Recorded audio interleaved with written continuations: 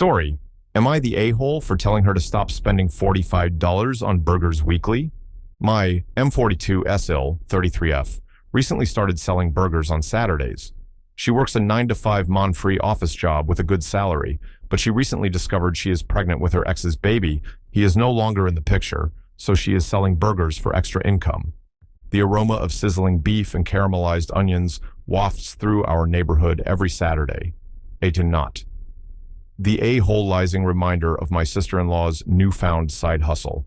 Sarah, my wife's younger sister, has always been a go-getter, but her recent foray into the world of burger flipping has stirred up an unexpected tension in our household. Sarah's situation is admittedly challenging. At 33, she's facing single motherhood with a baby on the way and an ex who's completely out of the picture. Her decision to supplement her office job income by selling burgers seems commendable on the surface. However, it's the ripple effect this venture has had on our family dynamics that's causing me concern. Every Saturday, without fail, my wife Lisa makes her way to Sarah's makeshift burger stand. She returns home, arms laden with 5 carefully wrapped packages, each co-knot the a-hole lining a $9 burger. The kids, Tommy 12, Emma 10, and little Jack 8, eagerly await this weekly treat, their faces lighting up at the sight of the familiar logo-stamped paper bags. Don't get me wrong, the burgers are delicious. Sarah has clearly inherited her mother's culinary prowess, using a recipe that's been in the family for generations.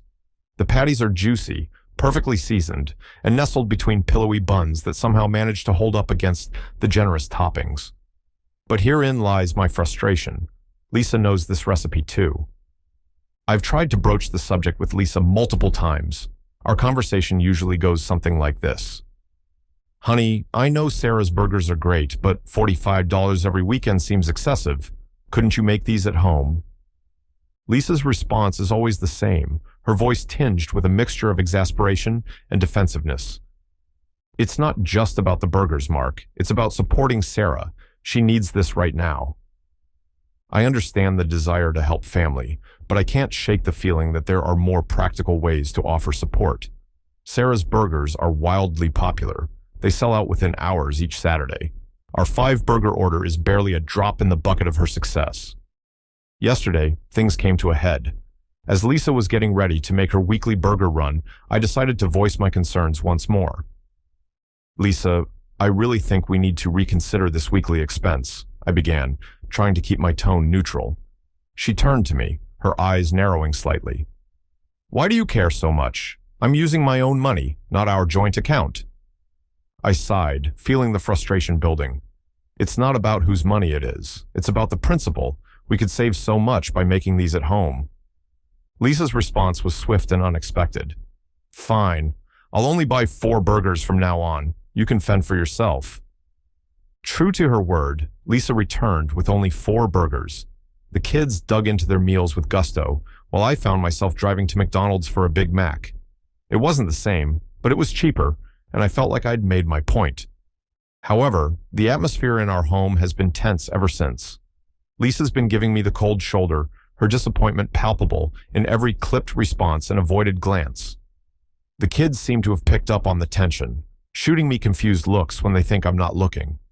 As I sit here, mulling over the events of the past few days, I can't help but feel a twinge of doubt. My intentions were good. I was trying to be financially responsible. But now, watching my family enjoy their burgers without me, seeing the strain in Lisa's eyes, I'm beginning to wonder if I've overstepped. The $45 we spend weekly on these burgers suddenly seems insignificant compared to the rift it's causing in our family. Am I the a-hole or not? Comment 1. Yes, the a-hole. I was going to say, not the a-hole, until I got to the part where you say that you guys have separate accounts and a joint account, and she is buying the burgers from her own money.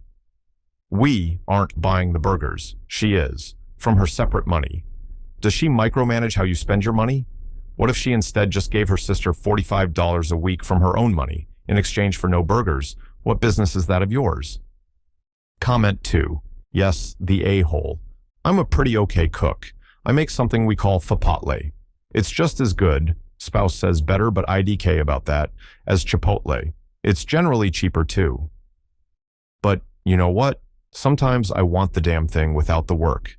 It's hot, there's lots of moving parts, and I just want something delicious, without all the dishes, and counter-wiping, and children interrupting. So we get Chipotle. It's not straining your finances. It's not your money. You have not offered to do the work yourself, as far as I can tell, and rather going to some evil multi-billion-dollar corporation. The money goes to your sister-in-law who needs it. I genuinely do not see how you can have a problem with it other than just wanting to argue. Story. Am I the a-hole for telling my wife that she needs to get over me missing the birth of our daughter? I work in a job where there are certain times that I do not have access to my phone or I am in the middle of nowhere. These times are well scheduled in advance and basically take up my whole day. There are a ton safety regulations I have to follow during this time. My wife and I had meticulously planned for the arrival of our first child. We had everything set. The nursery was ready, the hospital bag packed, and I had arranged time off work to be there for the birth. However, life had other plans. On that fateful day, I was out on a scheduled inspection in a remote location. The job demands strict adherence to safety protocols, which includes limited communication with the outside world. As I focused on my work, unbeknownst to me, my wife went into labor a full month earlier than expected. By the time I regained cell service and saw the flood of missed calls and messages, it was too late. I rushed to the hospital, my heart pounding with a mix of excitement and guilt, only to find that I had missed one of the most significant moments of our lives. My wife had given birth to our beautiful child, without me by her side. In the year and a half since that day, I've thrown myself into fatherhood with gusto. I've been there for every milestone, every late-night feeding, every diaper change. I've reveled in the joy of watching our child grow and develop. Yet, despite my best efforts, a shadow looms over our relationship. Every argument, no matter how trivial, seems to circle back to that day. Whether we're discussing household chores or deciding on dinner plans, my absence during the birth becomes ammunition in our disputes. It's as if those hours I missed have become a wound that refuses to heal, reopening at the slightest provocation. Today, the issue at hand was our child's daycare. I've been handling drop-offs while my wife does pickups.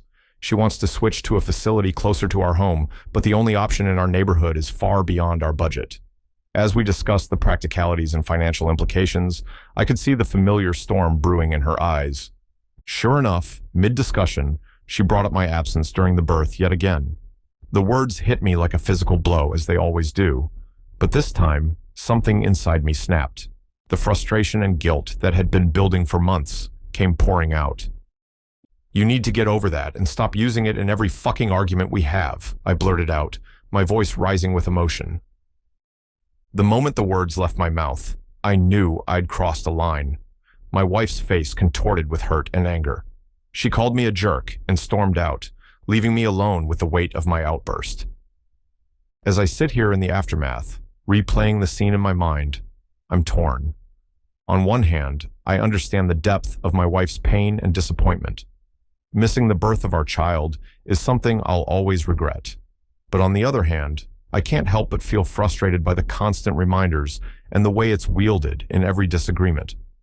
I want to move forward, to focus on being the best father and husband I can be in the present. But I'm left wondering if my outburst has only widened the rift between us. Am I the a-hole or not? Comment 1. Not the a-hole. This is the definition of both not fighting fair and concealing the real issue. You didn't miss the birth due to negligence or apathy. You missed it due to work requirements. Work is what, I assume, provides income and other necessities. Does she think you should have predicted early labor and quit your job? I recommend counseling to hopefully work past this, because her continuing to bring it up for this long is a sign that something else is really the issue. Comment 2. She has weaponized her offense. She fully understands how much it meant for both of you to be there. Now she's playing on those emotions, hoping to use them to guilt you into doing what she wants. This is no longer about you missing the birth, but about what she wants, winning the day. This is a very toxic, reoccurring behavior. In a calm moment, you need to approach her and tell her calmly that what she's doing is harming your marriage, that every time she brings that up in the future, you will immediately walk away from the conversation. You refuse to be manipulated. Then you need to stick to this plan. Don't yell, don't scream, just walk away. She needs to understand that this gets her nowhere with you and that you refuse to participate in conversations where she uses guilt or shaming as a weapon to bludgeon you into compliance to her wants and wishes. She needs to stop. If she finds herself unable to stop, she needs therapy. Individually or couples therapy could be very helpful in navigating how to remove this unhealthy behavior. Story: Am I the a-hole for refusing to change my unborn daughter's name? For context, my brother, 34, M, and his girlfriend, 28, F, have been together for 8 months, and my brother has admitted it's already getting a bit rocky, and he's debating leaving her. After months of anticipation and planning, my husband and I are thrilled to be expecting our first child. At 20 weeks pregnant, we finally settled on a name for our baby girl. It's a name that holds deep significance for both of us. The name of my husband's late grandmother, who played a pivotal role in both our lives. My husband's childhood was marked by loss and absence. His mother passed away when he was just 8, and his father was never truly present. His grandmother stepped in, becoming not just his caregiver, but a beacon of love and stability in his life. When we started dating as teenagers, she opened her home to me as well, providing a safe haven from my own troubled family life. The decision to name our daughter after this remarkable woman felt natural and meaningful. It's a way to honor her memory and the profound impact she had on shaping our lives. While we were initially hesitant to share the name publicly, knowing that name choices can sometimes spark disagreements, we eventually decided to announce it to our family and friends. That's when the unexpected happened. My brother's girlfriend of 8 months reacted with an intensity that caught us all off guard. She demanded we change the name, revealing that it was the same as her late daughter's, who had passed away the previous year. I was stunned. I had no idea about this tragic loss in her life. My brother had only cautioned us to be sensitive about certain topics around her, but had never mentioned the specifics of her daughter's name. I tried to explain the significance of the name to us, how it honors not just a beloved family member, but a woman who profoundly shaped our lives. I suggested we could use a nickname around her if hearing the name was too painful, but she remained adamant, insisting that her loss trumped our reasons for choosing the name. The situation escalated quickly. She made hurtful comments about my husband's grandmother, saying she had it coming, while her own daughter had her whole life ahead of her. She called me an inconsiderate cow for not immediately agreeing to change our chosen name. My brother, witnessing this outburst, ended their relationship on the spot. Now, I find myself in the center of a family controversy. Some friends are suggesting I took things too far, but I'm struggling to see how I could have handled the situation differently. The name we've chosen for our daughter is more than just a collection of letters. It's a tribute to a woman who showed us unconditional love and support during challenging times. It's a way to keep her memory alive and pass on her legacy to the next generation. While I sympathize deeply with my brother's ex-girlfriend's loss, I don't believe it gives her the right to dictate our choice of name for our child, especially given the brevity and uncertainty of her relationship with my brother. As I reflect on this tumultuous situation, I can't help but wonder about the boundaries between compassion for others and staying true to our own deeply held wishes and values. Am I the a-hole or not? Comment 1. Not the a-hole. I get why she is upset, but she can't demand that of you. If you're not even close enough to her to know the name of her late daughter, then that's far enough of a separation that she can't tell you what to do. It would be a different story if her daughter's name was a unique name, and that you only decided on it after hearing it from her, but that's completely not the case here. Comment 2. Not the a-hole. I lost my first child when she was 7 months old.